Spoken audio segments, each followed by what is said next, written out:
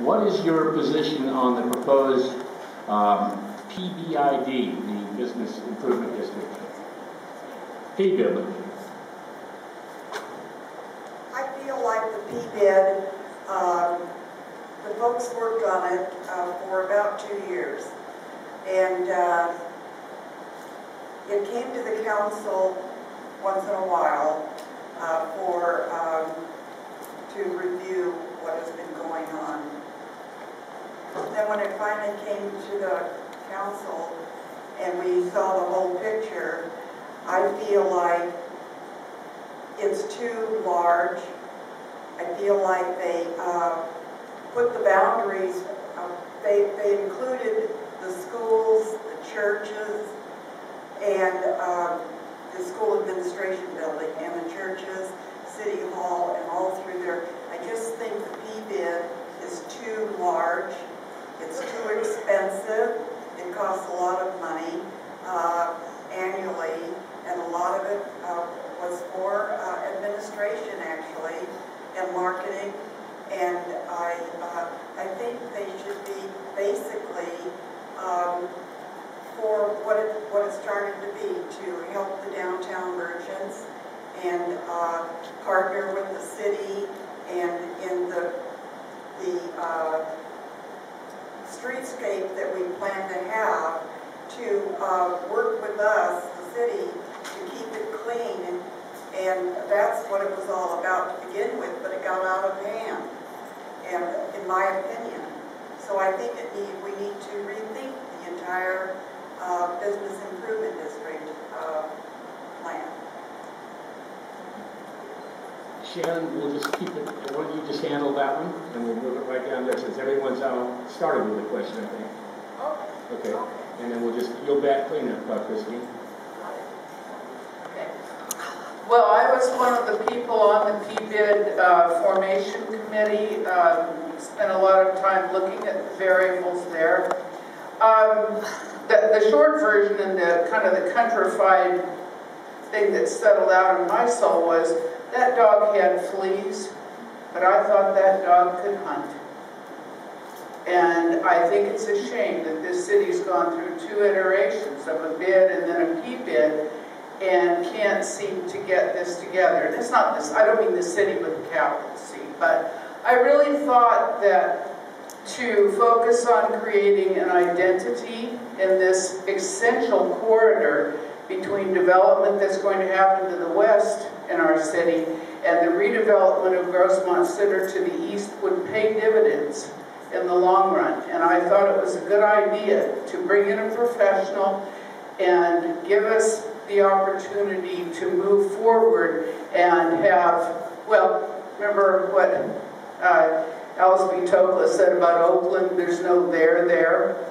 The village isn't suffering quite from that sort of lack of image, but there is a lack of cohesion. And I'm trying to think of getting Guy Blumenthal and Anna down at the pizza parlor and the dry cleaner across the street to all sit down and agree that we need a webcam, because we do. It's not the kind of thing that on day-to-day merchant business we're ever going to get done.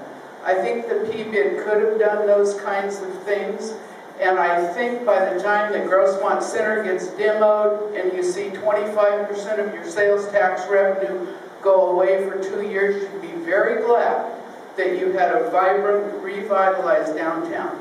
That said, lots of people didn't agree, lots of good people didn't agree, so here we are. I would actually be a perfect person on a jury for the PBID. Again, my office is downtown, my home is downtown. I would have people tugging on me, I hate the PBID, and they would tell me why, and other people, we gotta go for it, we gotta go for it. And seriously, to this day, I think that there are components of it that actually would help the village. I think that we do need at least the maintenance part. It is too big. It grew to be almost $400,000 a year in raised property taxes. Became very controversial, I think very bloated. Again, I'm in a unique position because I'm on a commission where I see these parking meters raising, bringing in over $300,000 a year, and I'm thinking to myself, why not try? Why not try using that money to do at least the maintenance part that was part of the PBID? you know, use money that's already there, not always trying to find ways to get more money from property owners or from somebody else. So my first thing would have been try meter money, and if it worked, fantastic. If it didn't, then go back to the drawing board for a PBID, but really be very, very sensitive to bloat and administrative waste. I think the administrative cost for the PBID was hit about $100,000 a year, and just that $100,000 a year would completely transform the village.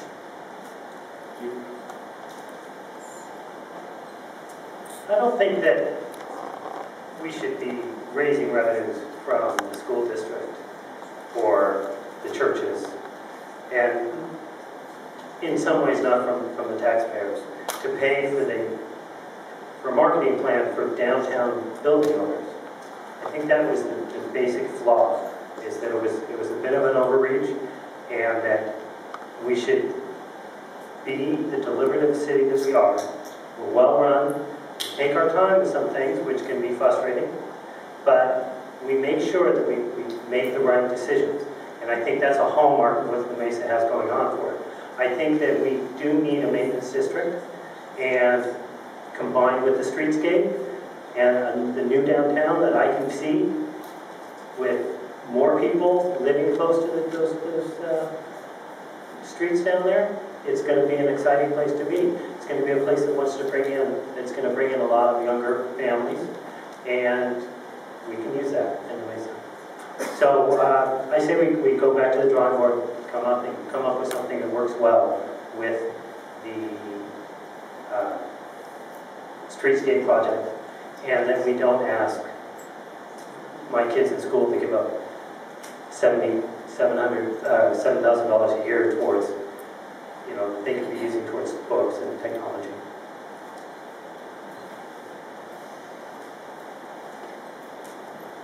I think the idea behind the PBID, in whatever form it is, the form that it was presented to the council and most recently or otherwise, the idea is good. There were flaws with the PBID that was presented, and they have been pointed out already tonight: the administrative costs, what property owners would be assessed, which property owners, you even have to go back to which property owners should be the ones deciding whether or not to enact the PBID. I also was not exactly pleased, just as a citizen, at the transparency of the PBID process. When they were talking about it before the council, I would like to have known what percentage of property owners had already signed on. That was something we didn't know. I believe that the merchants and the owners of downtown businesses are the best people to decide what they want to do, whether it's a formal PBID again or another organization. And I think they are working on it right now, and I have the utmost confidence that they will come together and the city can support their efforts, but to create the district or whichever organization they want to improve downtown. They're the people that work there, own the businesses, and they're the people that need to make those decisions. I don't like the idea of the city telling property owners, we are going to tax you to do this X, Y, or Z. I think the property owners need to come together and create a solution to make downtown what they envision it to be, to make their businesses more successful.